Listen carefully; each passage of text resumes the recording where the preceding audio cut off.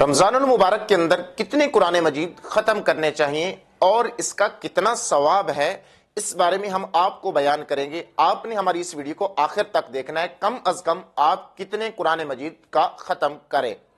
پہلی بات یہ ہے کہ رمضان المبارک کے اندر آپ جتنے بھی ختم کریں، لیکن تلاوت کلام مجید کے جو آداب ہیں ان کا خاص خیال رکھا جائے۔ آپ قرآن مجید کو پڑھ رہے ہوں لیکن اس کے الفاظ، اس کا ترجمہ اور اس کے جو معنی و مفاہیم ہیں آپ کو سمجھ آ رہے ہیں تو آپ کو مبارک ہو، آپ بہت اچھے طریقے سے ہی تلاوت کلام مجید کر رہے ہیں۔ اگر آپ اس طریقے سے نہیں کر رہے، آپ اس طریقے سے قرآن مجید کو پڑھ رہے ہیں گویا کہ آپ کو الفاظ ہی سمجھ نہیں آ رہے، اور اس طریقے سے پڑھ رہے ہیں جس طریقے سے تیزی کے ساتھ ٹرین چل رہی ہوتی ہے اور وہ معلومات نہیں ہوتی ٹرین کون سی پٹڑی کے اوپر چل رہی ہے، تو اسی طریقے سے آپ الفاظ کی ادائیگی کر رہے ہیں لیکن آپ کو معلوم نہیں ہو رہا کہ آپ کس طریقے سے پڑھ رہے ہیں، تو اس طریقے سے آپ جتنے بھی ختم کر لیں آپ کو ثواب نہیں ہوگا، الٹا گناہ ہوگا۔ بات یہ ہے کہ آپ قرآن مجید اچھے طریقے سے پڑھیں، الفاظ کو سمجھ کے پڑھیں اور الفاظ کو سوچ کر سمجھ کر اور تلفظ کے ساتھ ادائیگی اچھی کریں تو آپ کو ثواب بھی ہوگا۔ چلتے ہیں کہ کتنی بار ماہ رمضان المبارک کے اندر قرآن مجید کو مکمل کرنا چاہیے۔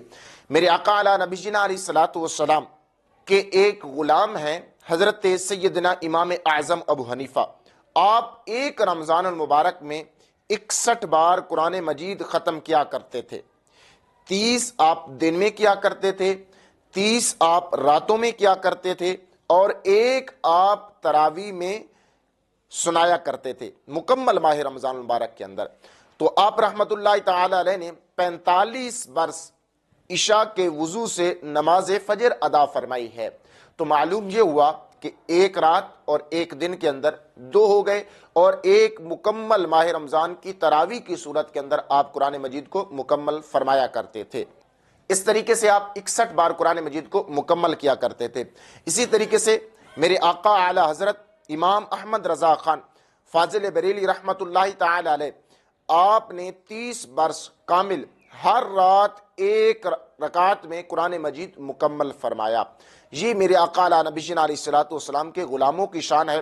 تو معلوم یہ ہوا کہ آپ جتنی مرتبہ قرآن مجید کو پڑھیں آپ کے لیے ثواب ہے، لیکن سمجھ کر سوچ کر اور اس کے الفاظ جو ہیں ادائیگی اچھی ہو تو آپ جتنی زیادہ پڑھ سکتے ہیں نیکی ہیں۔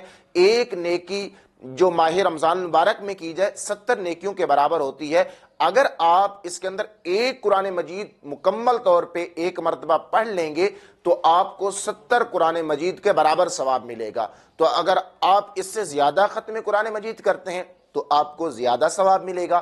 تو معلوم یہ ہوا کہ ماہ رمضان المبارک کے اندر آپ جتنا زیادہ قرآن مجید پڑھیں گے، اچھے طریقے سے پڑھیں گے تو آپ کے لیے بہتر اور اچھا ہوگا۔